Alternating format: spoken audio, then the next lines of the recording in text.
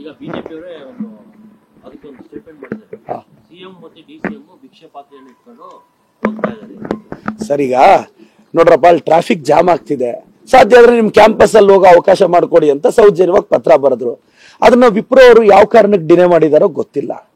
So ಮತ್ತೊಮ್ಮೆ request ಮಾಡೋಣ. ಈಗ ಅವ್ರ ತರ ಎಲ್ಲದು ನಾವು ವಿಪ್ರೋ ಮೇಲೆ JCB ಎತ್ಕೊಂಡು ಹೋಗ್ಬೇಕಾ? ಬಿಜೆಪಿ ಅವ್ರ ತರ ಬಿಜೆಪಿ ಅವರು ಇದ್ದಿದ್ರೆ JCB ಎತ್ಕೊಂಡು ಹೋಗೋರೇನೋ.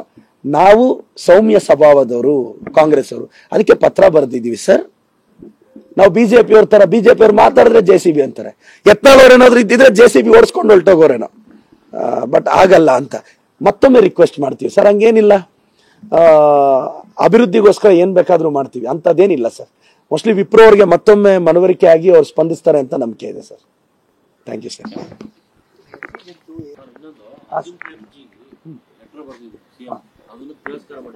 ಈಗ ಬಿಜೆಪಿಯವರೇ ಅದಕ್ಕೊಂದು ಸ್ಟೇಟ್ಮೆಂಟ್ ಮಾಡಿದ್ದಾರೆ. ಸಿಎಂ ಮತ್ತೆ ಡಿಸಿಎಂ ಭಿಕ್ಷೆ ಪಾತ್ರೆಯನ್ನು ಇಟ್ಕೊಂಡು ಹೋಗ್ತಾ ಇದ್ದಾರೆ.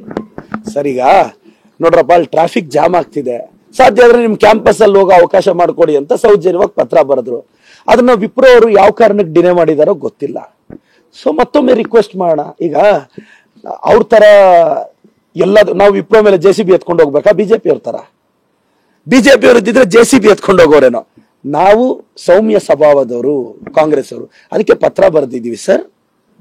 ನಾವು ಬಿಜೆಪಿ ಅವ್ರ ತರ, ಬಿಜೆಪಿ ಅವ್ರು ಮಾತಾಡಿದ್ರೆ JCB ಅಂತಾರೆ. ಯತ್ನಾಳ್ ಅವ್ರೇನಾದ್ರು ಇದ್ದಿದ್ರೆ JCB ಓಡಿಸ್ಕೊಂಡು ಹೊರಟೋಗೋರೇನೋ.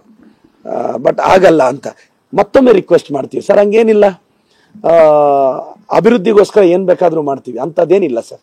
ಮೋಸ್ಟ್ಲಿ ವಿಪ್ರೋ ಅವ್ರಿಗೆ ಮತ್ತೊಮ್ಮೆ ಮನವರಿಕೆ ಆಗಿ ಅವ್ರು ಸ್ಪಂದಿಸ್ತಾರೆ ಅಂತ ನಂಬಿಕೆ ಇದೆ ಸರ್. Thank you sir.